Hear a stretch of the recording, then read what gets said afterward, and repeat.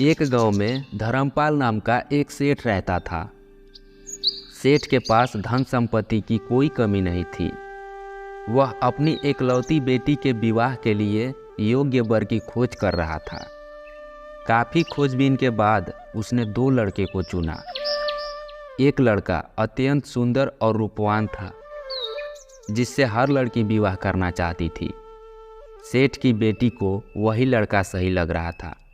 और दूसरा युवक देखने में साधारण और सांवला था, पर वह अत्यंत योग्य और अच्छे विचार का था। यह लड़का सेठ को बहुत पसंद आ गया और वह अपनी बेटी से कहा, देखो बेटी, तुम्हारे लिए यही लड़का सही रहेगा। तुम्हें इसी लड़के से शादी करनी होगी। नहीं पापा, मैं इस काले रंग के लड़के से शादी नहीं कर सकती। इन्हीं बातों को लेकर पिता और बेटी में असहमति हो गई। सेठ धर्मपाल सोच रहा था कि बेटी को किस तरह समझाई जाए। अगले दिन सेठ धर्मपाल को पता चला कि पास ही के गांव में एक संत महाराज जी का आगमन हुआ है, तो उसने अपनी एकलौती पुत्री के साथ उस महाराज जी के पास गया और बोला, प्रणाम महाराज जी। महाराज जी, मैं एक संकट में हूँ। मैं अपनी बेटी की शादी एक योग्य लड़का से करना चाहता हूँ, परंतु मेरी बेटी एक रूपवान और सुंदर लड़के के साथ शादी करना चाहती है। मैं क्या करूं? मुझे कुछ समझ में नहीं आता महाराज। फिर संत महाराज जी ने कहा, तुम्हारी समस्या का समाधान मैं कल करूंगा। कल तुम दोपहर में अपनी बेटी के साथ मेरे पास आना। और एक बात का ध्यान रखना, कल तुम्हें 2 काम करने होंगे। तुम अपने घर से अपनी बेटी के साथ पैदल मेरे आश्रम तक आना, और दूसरी बात, तुम रास्ते में पीने के लिए पानी सोने के सुराही में लाना। अगले दिन सेठ धर्मपाल अपनी बेटी के साथ पैदल यात्रा करके संत महाराज जी के पास जाने लगा।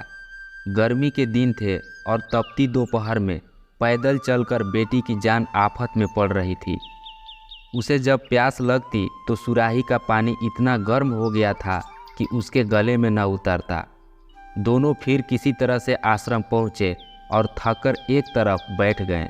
उनकी हालत देखकर संत ने कहा, बेटी, उधर देखो, एक काली मटकी रखी है, उसमें शीतल जल है, जाकर अपनी प्यास बुझा लो। सेठ और उसकी बेटी दोनों मटकी के पास गए और जी भरकर पानी पिया और हाथ मुंह धोए। अब संत ने हंसते हुए कहा, देखा बेटी, सोने की सुराही कितनी सुंदर थी, पर जान में जान आई इस काली मटकी के जल से ही। यही अंतर है रूप और गुणों में। जीवन यात्रा लंबी है, रूप की आयु बहुत कम है। आयु के साथ रूप घटता जाता है, परंतु गुण बढ़ते जाते हैं। जीवन पथ पर कभी भी कष्टों का किसी भी रूप में सामना हो सकता है। उस समय गुण काम आते हैं, रूप नहीं।